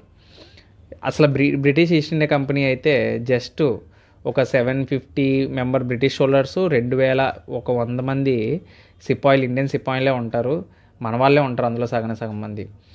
ఇక్కడ మీరు చూసుకున్నట్లయితే బ్రిటిష్ వాళ్ళు తక్కువ మంది ఉన్నా ఒక్కొక్కడు ఒక 50 మందితో సమానం అన్నమాట. అలా వేసుకుని వెళ్ళిపోతారు. ఒక్కొక్కడికి చొక్కలు చూపెడతారు. ఈస్ట్ ఇండియా కంపెనీ వాళ్ళు మన బెంగాల్లోని ఉండే వాళ్ళందరినీ కూడా చంపేస్తారన్నమాట. అంటే సుమారుగా 500 మందిని చంపేస్తారు, మిగతా వాళ్ళందరూ కూడా గాయపడతారన్నమాట. సో అంటే ఇది హైపోథెటికల్ యొక్క లిస్ట్ మాట. అంటే నేను వికీపీడియాలో చూస్తాను కదా, సో దాన్ని బట్టి ఇచ్చిన ఇన్ఫర్మేషన్ని ఇక్కడ మీకు చెప్తున్నాను అనమాట. సో నేను ఎక్కడో సొంతంగా చెప్తున్నదైతే కాదు ఇది. ఓకేనా? సో అది బ్యాటిల్ ముగిసిన తర్వాత ఇక్కడి నుంచి British east India company rule చేయడం మొదలు పెడతారు. ఓకేనా? సో ఇక్కడి నుంచి అయితే బ్రిటిష్ ఈస్ట్ ఇండియా కంపెనీ యొక్క రూల్ అనేది స్టార్ట్ అవుతుందన్నమాట. ఇక్కడి నుంచే మన ఇండియన్ యొక్క చరిత్ర మారిపోతుంది మొత్తం. బ్యాటిల్ ఆఫ్ ప్లాసీ తర్వాత నుంచే ఇండియన్ యొక్క హిస్టరీ మొత్తం చేంజ్ అయిపోతుంది. అప్పటి వరకు ట్రేడింగ్ కంపెనీగా వచ్చిన ఈస్ట్ ఇండియా కంపెనీ రూలింగ్ కంపెనీగా మారిపోతుంది అన్నమాట బ్యాటిల్ ఆఫ్ ప్లాసీ తర్వాత. సో అది ఐ హోప్ మీకు ఈ స్టోరీ అర్థమైంది అనుకుంటున్నాను అందరికీ కూడా. సో ఇక్కడ మనం నెక్స్ట్ క్వశ్చన్ కోసం మాట్లాడుకున్నట్లయితే, సో ఏ సంవత్సరంలో జలియన్వాలా బాగ్ ఊచకోత మ్యాసక్రీ అంటే ఊచకోత అండి, చావు దెబ్బ అని చెప్పుకోవచ్చు ఇది. సో బ్రూటల్గా కిల్ చేశారన్నమాట ఇండియన్స్ని. అది జలియన్వాలా బాగ్ మసక్రీ అంటారు. జలియన్వాలా బాగ్ ఊచకోత ఏ సంవత్సరంలో జరిగిందని అడుగుతున్నారు. సో సంవత్సరాన్ని చెప్పుకుంటే ఏముంటుంది చెప్పండి. సో దాని గురించి ఇన్ఫర్మేషన్ అనేది మనం తెలుసుకోవాలి కదా. అసలు జలియన్వాలా బాగ్ మసక్రీ అనేది ఏంటి, దాని కథ ఏంటి, అసలు ఇక్కడ ఏం జరిగింది అనేది మనం ఒకసారి చూద్దాం. ఈ జలియన్వాలా బాగ్ మెసక్రీ కోసం మాట్లాడుకునే ముందుగా ఏం జరిగిందంటే మనకి ప్రపంచ యుద్ధం జరిగిందండి. సో అప్పటికే ఇండియన్స్ 19th టైం నుంచి చాలా గాంధీజీని ఎంటర్ అయిన తర్వాత 1915 తర్వాత ఏంటంటే ఆయన మొత్తం ఇండియా మొత్తం తిరగడం, చాలా సత్యాగ్రహాలు స్టార్ట్ చేయడం మొదలుపెట్టారు. అయితే ఇక్కడ ఏం జరిగిందంటే 1914లో మనకి వరల్డ్ వార్ 1 స్టార్ట్ అవుతుంది. మీ అందరికీ తెలుసు వరల్డ్ వార్ 1 అనేది ఎప్పుడు స్టార్ట్ అయింది? 1914 నుంచి మనకి 1919 వరకు మనకి వరల్డ్ వార్ అనేది స్టార్ట్ అయింది. ఓకేనా. సో అయితే ఇందులో ఇండియన్స్ని సపోర్ట్ చేయమని అడిగారు, బట్ ఇండియన్స్ అయితే నిరాకరించడం అయితే జరిగింది. బికాజ్ ఎందుకంటే మన ఇండియన్స్కి మన యొక్క ఫ్రీడమ్ అనేది ఇంపార్టెంట్. సో మనకే ఫ్రీడమ్ లేదు, సో వాళ్ళ గురించి మనం ఎలాగా ఇచ్చేస్తామంటే ఈ టైంలో ఏం జరుగుతుంది అంటే బ్రిటిష్ వాళ్ళు ఏం చేస్తారంటే యాక్చువల్గా ఈ వరల్డ్ వార్ 1 అనేది మనకి ఏంటంటే బ్రిటిష్ వాళ్ళకి జర్మనీ వాళ్ళకి జరుగుతుంది. ఓకేనా. ముందుగా అయితే బ్రిటిష్ వాళ్ళకి, తర్వాత జర్మనీ వాళ్ళకి. యాక్చువల్గా జర్మనీది కాదు, వరల్డ్ వార్ 1 అనేది చాలా పెద్ద స్టోరీ. సో దాన్ని నేను ఎప్పుడైనా వీలున్నప్పుడు మీకు చెప్తాను. ఇది పక్కన పెడితే సో బ్రిటిష్ వాళ్ళు ఒక రూల్ పెడతారన్నమాట. సో 1919లో బ్రిటిష్ వాళ్ళు ఒక యాక్ట్ని ఇంట్రడ్యూస్ చేస్తారు, అదే రౌలెట్ యాక్ట్ అన్నమాట. సో ఏంటంటే యాక్చువల్గా అసలు బ్రిటిష్ వాళ్ళు ఇంట్రడ్యూస్ చేసిన ఈ యొక్క లా ఏంటి అంటే దీన్నే రౌలెట్ యాక్ట్ అంటారు. దీన్ని ఏమంటారు? రౌలెట్ యాక్ట్ అంటారు. యాక్చువల్గా ఈ రౌలెట్ యాక్ట్ అనేది మనకి ఏంటంటే ఇది వరల్డ్ వార్ జరిగిన తర్వాత మనకి ఏంటంటే బ్రిటిష్ వాళ్ళు ఇండియన్స్ని కంట్రోల్ చేయడానికి ఒక యాక్ట్ని అయితే ఇంట్రడ్యూస్ చేశారండి. ఓకేనా. సో ఇది మనకి ఒక ఇంపీరియల్ లెజిస్లేటివ్ కౌన్సిల్లో దీన్ని ఢిల్లీలో అయితే 18th March 1919 దీన్ని ఇంట్రడ్యూస్ చేశారు. మార్చ్ 1919 దీన్ని ఇంట్రడ్యూస్ చేశారన్నమాట. ఏంటి ఈ బిల్లు ఏం చెప్తుంది అంటే ఎలా అయినా సరే బ్రిటిష్ వాళ్ళు ఉంటారు కదా మనకి ఇండియాలో, ఎటువంటి ట్రయల్స్ లేకుండా, ఎటువంటి రివ్యూస్ లేకుండా, ఎటువంటి ఆధారాలు లేకుండా ఎవరైనా సరే అరెస్ట్ చేయొచ్చు. సో ఎవరైనా బ్రిటిష్ వాళ్ళకి వ్యతిరేకంగా తిరిగినా ఏం చేసినా సరే, ఎందుకంటే బ్రిటిష్ వాళ్ళ ఆ టైంలో అప్పటికే చాలా తలకాయ నొప్పుతో ఉన్నారు జర్మనీ వాళ్ళతో యుద్ధంలోని. సో వీళ్ళు సడన్గా ఈ రౌలెట్ యాక్ట్ అనేది ఇంట్రడ్యూస్ చేసి ఎవరిని పడితే వాళ్ళని ఎలా జైల్లో వేసేస్తారు, ఏ తప్పు చేయకుండా ఎలా వేసేస్తారు మీరు? ఇలాంటి యాక్ట్స్ అన్ని పెడితే ప్రజల్ని మీరు ఏమనుకుంటున్నారు? మీరు చేతకాని వాళ్ళం అనుకుంటున్నారా ఏంటి? ఇలాంటివన్నీ పెట్టడం ఏంటి అని చెప్పేసి చాలా దారుణంగా బ్రిటిష్ వాళ్ళు అంటే ఇండియన్స్ చాలా దారుణంగా ఫీల్ అవుతారన్నమాట. సో అందుకే ఈ రౌలెట్ యాక్ట్కి వ్యతిరేకంగా మహాత్మా గాంధీ ఏం చేస్తారంటే మహాత్మా గాంధీ గారు రౌలెట్ సత్యాగ్రహాన్ని స్టార్ట్ చేస్తారు. ఏం స్టార్ట్ చేస్తారు? రౌలెట్ సత్యాగ్రహాన్ని స్టార్ట్ చేస్తారన్నమాట. అయితే మహాత్మా గాంధీ గారు రండి ఏం చేస్తారో చూద్దాం, మనం కూడా రౌలెట్ సత్యాగ్రహాన్ని స్టార్ట్ చేద్దాం, నేషనల్ వైడ్ స్ట్రైక్ని స్టార్ట్ చేద్దాం, ఈ రౌలెట్ యాక్ట్ మీద మనం పోరాడదాం అని చెప్పేసి దీన్ని బ్లాక్ డే కింద చెప్పడం అయితే జరిగింది. దీన్నే మనం బ్లాక్ డే అని కింద చెప్తాం అన్నమాట. బ్లాక్ డేలు చాలా ఉంటాయి, మీరు గుర్తుపెట్టుకోవాల్సిన బ్లాక్ డే ఇది మాట స్టార్టింగ్లో. అయితే ఈ లా మనకి ఈ రౌలెట్ సత్యాగ్రహం అనేది మనకి స్టార్ట్ చేసిన తర్వాత ప్రతి ఒక్కరు కూడా గాంధీజీ చెప్పినట్లు ఒక నాన్ వైలెంట్ సివిల్ డిసోబిడియన్స్ని నేషనల్ లెవెల్లో పార్టిసిపేట్ చేయడం అయితే జరిగిందన్నమాట. సో ఇలా పార్టిసిపేట్ చేసిన తర్వాత ప్రతి ఊర్లోని ప్రతి స్టేట్లోని కూడా ఈ యాక్ట్ అయితే మనకి జరుగుతుందన్నమాట. దీన్నే బ్లాక్ యాక్ట్ అని కూడా అంటారు. ఓకేనా. రౌలెట్ యాక్ట్ ఆఫ్ 1919ని మనం బ్లాక్ యాక్ట్ అని కూడా అంటాం అన్నమాట. ఓకేనా. సో ఈ యాక్ట్ యొక్క పేరు ఏంటంటే సిడ్నీ రౌలెట్. అతని పేరు ఏంటంటే సిడ్నీ రౌలెట్. ఇది తీసుకొచ్చింది ఏంటంటే అది కూడా చెప్తున్నాను, సిడ్నీ రౌలెట్ అతని పేరు, సిడ్నీ రౌలెట్ ఈ యాక్ట్ని పాస్ చేసిన వ్యక్తి మాట. ఓకేనా. సో అయితే ఇదంతా బాగానే ఉంది. ఓకేనా. సో అయితే ఇక్కడ మరి ఏం జరిగింది, పంజాబ్లో ఏం జరిగిందో మనం ఒకసారి చూద్దాం. ఇప్పుడు మీకు రౌలెట్ యాక్ట్ అంటే అర్థమైంది కదా. సో గాంధీజీ ఎందుకు దాన్ని వ్యతిరేకం చేస్తారో మీకు అర్థమైంది కదా. సో అయితే జలియన్వాలా బాగ్లో మనకి ఏం జరిగిందో మనం చూద్దాం. So Mahatma Gandhi Rowlatt act అంటే ఒక నాన్ కోఆపరేషన్ మూమెంట్ అనేది పెట్టడం అయితే జరిగింది ఈ రౌలెట్ యాక్ట్ పైన. ఓకేనా. సో అయితే పంజాబ్లో కూడా టెన్షన్స్ అనేవి మొదలయ్యాయన్నమాట. సో అంతా బాగానే ఉంది. సో అప్పుడు ఏం జరిగిందో చెప్తాను చూడండి. ఓకేనా. సో ఇది పంజాబ్, ఇదేంటి ఇక్కడ, ఇది పంజాబ్ మాట. సో ఒక్క నిమిషం. ఓకే. సో ఇక్కడ ఇప్పుడు మనం పంజాబ్ కోసం మాట్లాడుతున్నాం, భారతదేశంలోని పంజాబ్ యొక్క ప్రాంతం కోసం మనం మాట్లాడుకుంటున్నాం. పంజాబ్ అయితే పంజాబ్లోని ఏం జరిగిందంటే ఆ రోజు పండగ, చుట్టాలు పిల్లలు అందరూ కూడా చాలా సంతోషంగా మనకంటూ ఒక స్వాతంత్రం ఏదో రోజు వస్తుంది, మనం ఇందులో పోరాటంలోని మనం ఎలాగైనా పోరాడాలని చెప్పి నాన్ కోఆపరేషన్ మూమెంట్కి గౌరవాన్ని ఇచ్చి ప్రతి ఒక్కరు కూడా ఎటువంటి ఆయుధాలు లేకుండా ఈవెన్ కర్రపుల్లో కూడా చేతితో పట్టుకోకుండా సో వృత్తి చేతులతోటి ఒక స్టేషన్ ముందు కూర్చొని వాళ్ళు ధర్నా చేస్తూ ఉంటారు. ఏంటి, మాకు ఇండిపెండెన్స్ కావాలి, మాకు ఈ రౌలట్ యాక్ట్ అనేది వ్యతిరేకంగా ఉండాలి. సో దీన్ని తీసివేయాలని చెప్పేసి పంజాబ్లోని వీళ్ళందరూ కూడా ఒక మాస్ గ్యాదరింగ్ అనేది జరుగుతారన్నమాట. ఎప్పుడు జరుగుతుంది అంటే ఇది మనకి 13th ఏప్రిల్న గ్యాదర్ అవుతారు. వీళ్ళందరూ కూడా ఎప్పుడు గ్యాదర్ అవుతారంటే 13th ఏప్రిల్ 1919 వీళ్ళందరూ కూడా గ్యాదర్ అవుతారు. సో పండగ ఆ రోజు ఏంటంటే పంజాబ్లో పండగ ఫెస్టివల్, ఇది చాలా పాపులర్ ఫెస్టివల్ అన్నమాట పంజాబ్లో. అది ఏంటంటే బైసాఖీ ఫెస్టివల్. అదేం ఫెస్టివల్? బైసాఖీ ఫెస్టివల్. ఈ పండగ అందరూ నీట్గా అందరూ రెడీ అయ్యి, సో నీట్గా అందరూ అంటే ఇంకా సంతోషంతో అందరూ కాన్ఫిడెన్స్ తోటి అంత మాస్ గ్యాదరింగ్ అయ్యాం కదా, అందరిలో ధైర్యం కూడా ఉందన్నమాట. సో ఈ బైసాఖీ ఫెస్టివల్ పంజాబ్లోని ఎక్కడ అంటే మనకి అమృత్సర్ అని చెప్పుకోవచ్చు. ఎక్కడ? అమృత్సర్ దగ్గర. ఓకేనా, అమృత్సర్ పంజాబ్. అయితే ఆ టైంలోని పంజాబ్లోని ఇక్కడ బ్రిటిష్ యొక్క జనరల్ ఎవరు అంటే, ఇక్కడ బ్రిటిష్ జనరల్ ఎవరు అంటే జనరల్ డయ్యర్. బ్రిటిష్ యొక్క జనరల్ ఎవరు ఇక్కడ? Sir Reginald Dyer. ఇతని పేరేంటి? Reginald Dyer. అయితే ఇతను ఏం చేస్తాడంటే, సో ఏంటో ఆడు అసలు సైకో నా కొడుకు ఎవడో తెలియదు కానీ వాడి ఫేస్ ఆడు చూడడానికి అలాగే ఉంటాడు, కావాలంటే గూగుల్లో చూడండి. సో పీస్ఫుల్గా అవుతున్న గ్యాదరింగ్ని, ఎటువంటి ఆయుధాలు లేని ఇండియన్స్ని మొత్తం పోలీసులకి వెపన్స్ అందించేసి అందరినీ కూడా చుట్టుముట్టేస్తారు. సో అక్కడ ఏం జరుగుతుందో ఒక సెకండ్ పాటు ఎవరికి, ఏ భారతీయుడికి కూడా అక్కడ పోరాటం చేస్తున్న ఏ ఆడవాళ్ళకి ఏ మగవాళ్ళకి కూడా అర్థం కావట్లేదు. వీళ్ళేంటి గన్నలతో బెదిరిస్తున్నారా ఏంటని అనుకుంటారు వాళ్ళు. సో ఒక్కసారిగా ఏం జరుగుతుందంటే ఇలా గ్యాదరింగ్ అయిన తర్వాత యాక్చువల్గా బైసాఖీ ఫెస్టివల్ అనేది ఒక హార్వెస్ట్ ఫెస్టివల్ అండి. సో హార్వెస్ట్ ఫెస్టివల్ అంటే వాళ్ళు మీకు తెలిసిందే. అయితే ఇదంతా బాగానే ఉంటుంది, ఉమెన్ ఉన్నారు, చిల్డ్రన్ ఉన్నారు, మెన్ ఉన్నారు, వీళ్ళేంటి గన్నలు పెట్టారు, మీ అందరం పీస్ఫుల్గానే కదా అనేసి అనుకుంటున్నాం. ఈలోగా జనరల్ డయ్యర్ వస్తాడు. డయ్యర్ వచ్చి ఒక 90 మంది సోల్జర్స్ వచ్చేస్తాడనమాట. ఈ డయ్యరును తర్వాత ఒక 90 మంది సోల్జర్స్ తోటి వచ్చేస్తాడు పైకి. వచ్చేసి గన్నలతోటి మొత్తం చుట్టుముట్టేస్తాడు. యాక్చువల్గా దురదృష్టవశాత్తు ఏంటంటే చుట్టూ గోడలు ఉంటాయి, బయటికి వెళ్ళడానికి ఒకటే దారి ఉంటుంది. ఆ దారిని ఏం చేస్తాడు? డయ్యర్ మూసేస్తాడు. ఓకేనా. సో 2 ఆర్మ్డ్ కార్స్ తోటి వచ్చేసి మొత్తం ఎంట్రన్స్ బ్లాక్ని ఆపించేసి, మొత్తం హై వాల్స్ ఉంటాయి, పోనీ గోడ దూకి పారిపోతామన్నా గోడ దూకలేము, అంత హైట్ ఉంటుంది ఆ గోడ. ఓకేనా. సో వితౌట్ వార్నింగ్, యాక్చువల్గా వార్నింగ్ కూడా ఇవ్వడు. ఇక్కడి నుంచి మీరు మర్యాదగా బయలుదేరతారా లేదంటే మేము కాల్చి చంపేస్తాము, లేదంటే మేము కాల్పులు చేస్తాము అని కూడా చెప్పడు.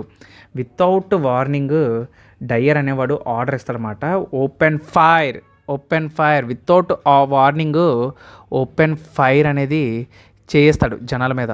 సో ఒక్కసారిగా బుల్లెట్లు ఫైర్ అవుతుంటుంటే మొత్తం బుల్లెట్ ఫైర్స్, ఓపెన్ ఫైర్ మీరు చెప్తే నమ్మరు, 10 to 15 minutes, ఒక అరగంట పావు గంట వరకు సోల్జర్స్ కాలుస్తూనే ఉన్నారన్నమాట. అంటే చూడండి ఎంత దారుణమో. అయితే మీరు అనొచ్చు కొంతమంది అది తెలివితేట వల్ల అంటారు, అంతమంది మాస్ గ్యాదరింగ్ అయ్యారు కదా, 80-90 మంది సోల్జర్స్ ఉన్నారు కదా, ఒకేసారి వెళ్ళిపోమని. మనలో ఉండేది ఒక చిన్న భయం. ఆ భయాన్ని దాటితే కొంతమంది భగత్ సింగ్లు అయ్యారు, కొంతమంది పిరికి వాళ్ళు అయ్యారు. కానీ కొంతమంది ధైర్యాన్ని చూసి, మాస్ గ్యాదరింగ్ చూసి కొంతమంది ధైర్యం తెచ్చుకుని ముందుకు అడిగేశారు. సో అలా ఉంటుంది, ప్రతి మనిషి 5,000 ఒకేలా ఉండవు. కాబట్టి ఆ ఆలోచన కూడా వాళ్ళకి రానివ్వకుండా చేశాడనమాట అక్కడ. సో ప్రతి ఒక్కరు ప్రాణ భయంతో అటు ఇటు పరుగులు తీయడం మొదలుపెట్టారు. పీపుల్స్ అందరూ కూడా ఎస్కేప్ అవ్వడానికి ట్రై చేశారు, కానీ ఎవ్వరు కూడా ఎస్కేప్ అవ్వలేకపోయారు. ఎందుకంటే అక్కడ ఉండేది ఒకటే దారి, అండ్ గోడలు కూడా మనం దూకలేము. అక్కడ ఒక మధ్యలో ఒక నుయ్యి కూడా ఉంటుంది, ఖాళీ నుయ్య, అందులో దూకారు. అందులో కొంతమంది అయితే దూకి మరీ చచ్చిపోయారు ఆ కాల్పులకు భయపడి. సో యాక్చువల్గా దీని ప్రకారంగా చూసుకున్నట్లయితే సుమారుగా ఈ డయ్యర్ అనేవాడు ఏం చెప్పాడంటే, ఎక్కువ అంటే వీళ్ళు ఇచ్చిన రిపోర్ట్ కదా, సో వీళ్ళు ఇచ్చిన రిపోర్ట్ ప్రకారంగా చూసుకున్నట్లయితే ఈ పంజాబ్లో చచ్చిపోయిన వాళ్ళు మొత్తం 379 మంది డెత్స్ అయితే చెప్పారు. కానీ మనకు తెలిసినంత వరకు అయితే నార్మల్గా రికార్డ్స్ ప్రకారంగా అయితే ఇది ఎవరికీ తెలియదు. ఇండియన్స్ అయితే సుమారుగా 1000 మంది చచ్చిపోయారు, 1000కి పైగా చచ్చిపోయారని రికార్డ్స్ అయితే చెప్తున్నాయన్నమాట. కానీ వీళ్ళు మాత్రం అక్కడ ఉండే ఇంగ్లాండ్లో ఉండే బ్రిటిష్ వాళ్ళకి మాత్రం 379 మంది చచ్చిపోయారని చెప్పేసి చెప్పడం అయితే జరిగింది. సుమారుగా 1500 మంది అయితే ఇంజూర్ అయ్యారని ఇందులో రికార్డ్స్లోని మన వాళ్ళు చెప్పిన రికార్డ్స్ ఇవన్నీ కూడా. సో మన వాళ్ళ మీద మన వాళ్ళు అబద్ధం చెప్పరు కదా, సో అది మాట. సో ఈ విధంగా డయ్యర్ అనేవాడు ఇలాంటి నిర్ణయం తీసుకొని ఒక మ్యాసక్రీ అనేది క్రియేట్ చేశాడనమాట. ఒకనా పంజాబ్లో మార్షల్ లా అనేది క్రియేట్ చేశారు. సో దీనివల్ల అయితే ఇక్కడ మీకు ఒక పర్సన్ కోసం చెప్పాలి. ఇంత దారుణానికి ఒడిగట్టాడు కదా ఈ రెజినాల్డ్ డయ్యరు. మరి వీడు ప్రాణాలతో ఉన్నాడంటే వెళ్ళిపోయాడు. వీడు రిటైర్ అయిపోయి వెళ్ళిపోయాడు. కానీ ఆ జనాల్లో ఒకడు ఉన్నాడండి. వాడి పేరే ఉద్ధమ్ సింగ్. వాడి పేరే ఉద్ధమ్ సింగ్. సో మరి ఏమని పగబట్టాడో తెలీదు. 20 సంవత్సరాలు మోసాడండి పగ. బాబోయ్, 20 సంవత్సరాలు ఎవడైనా ఒక పగను మోసాడు అంటే చూడండి. ఆ ఉద్ధమ్ సింగ్ ఏం చేశాడంటే 20 ఇయర్స్ వెయిట్ చేశాడు. ఈ జనరల్ డయ్యర్ ఎవరు అంటే చంపింది హీ వాజ్ కిల్లెడ్ బై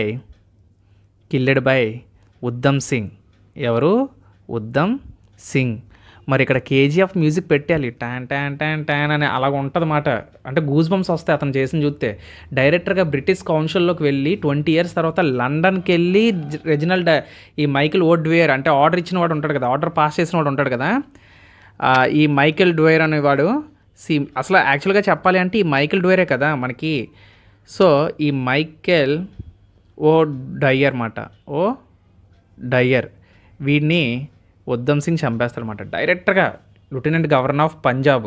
సో బైసాఖీలోనే ఆ రోజు మసక్రీ జరిగినప్పుడు గవర్నర్ ఆఫ్ పంజాబ్ ఎవడు అంటే ఈ మైకెల్ ఓ డ్వేయర్ మాట. వీడు అసలు యాక్చువల్గా వీడు ఇవ్వడం వల్లే ఆర్డర్ వీడు రియాక్ట్ అయ్యాడు. వీడు అంత రెస్పాండెడ్గా ఉన్నాడంటే ఈ గవర్నర్ ఆఫ్ పంజాబ్ వాళ్ళే కదా.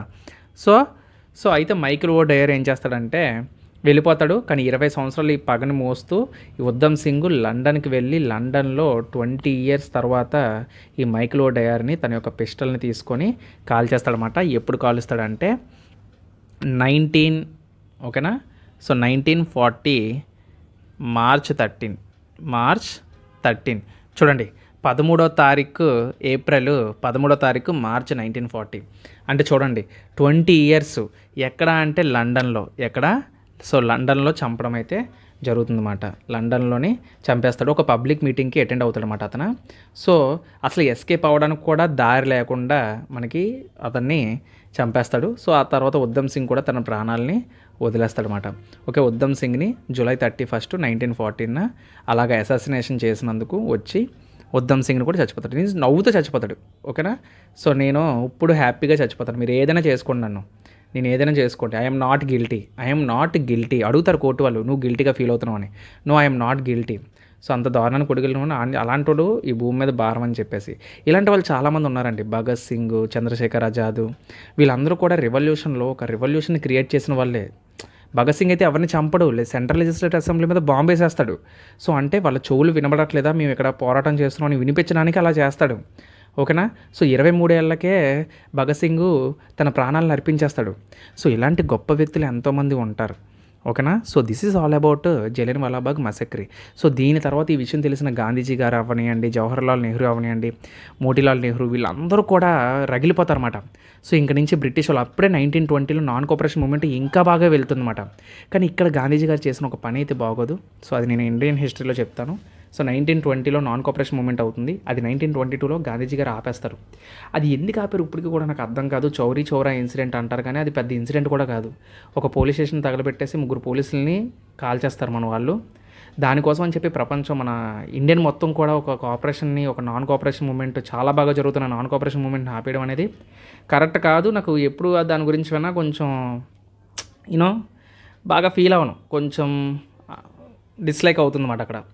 సో కాబట్టి ఇది జలియన్ వాలాబాగ్ మసక్రీ యొక్క ఇన్ఫర్మేషన్. సో ఐ హోప్ మీకు అర్థమైంది అనుకుంటున్నాను ఈ స్టోరీ.